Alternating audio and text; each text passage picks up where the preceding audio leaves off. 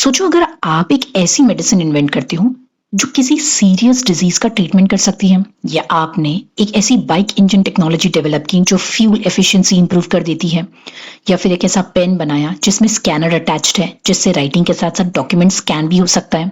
सवाल ये है, क्या कोई भी पर्सन आपका इन्वेंशन कॉपी कर सकता है? क्या कोई भी कंपनी उस इन्वेंशन को मैन्युफैक्चर करके मार्केट में सेल कर सकती है? और अगर आपने कुछ न्यू एंड यूजफुल इन्वेंट किया है तो लॉ आपको कैसे प्रोटेक्ट करेगा? यही प्रोटेक्शन लॉ देता है थ्रू पेटेंट। और बच्चों, पेटेंट सिर्फ थियरी का टॉपिक नहीं है। रियल वर्ल्ड में पेटेंट्स को लेकर कंपनीज के बीच crores and crores of rupees के डिस्प्यूट होते हैं। Hey everyone, this is advocate Farheen Ansari and welcome back to the channel. Continuing the series of intellectual property rights, आज के लेक्चर में हम डिटेल में समझेंगे the concept of patent in simple and easy language along with interesting examples and landmark case laws. So let's get quickly started. Patent सिर्फ medicine या science lab तक limited नहीं होते। रियल बिजनेस वर्ल्ड में patent को लेकर बड़े बड़े डिस्प्यूट्स होते हैं। इससे पहले समझते हैं पेटेंट क्या होता है। सिंपल वर्ड्स में पेटेंट एक मोनोपोली राइट होता है जो इन्वेंटर को उसके इन्वेंशन के ऊपर दिया जाता है। मोनोपोली राइट का मतलब क्या है?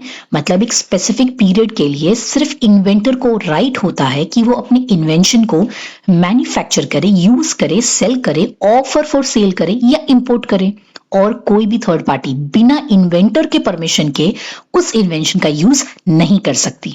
पेटेंट तभी मिलता है जब इन्वेंशन न्यू हो, यूजफुल हो, नॉन ऑब्वियस हो और इंडस्ट्रियल एप्लीकेशन के केपेबल हो। मतलब इन्वेंशन सिर्फ एक आइडिया नहीं होना चाहिए, उसमें कुछ रियल टेक्निकल कंट्रीब्यूशन, यूजफुलनेस और नोवेलिटी भी होनी चाहिए। मान लो किसी एक पर्सन ने नॉर्मल पेन बनाया, वो पेटेंटेबल नहीं होगा।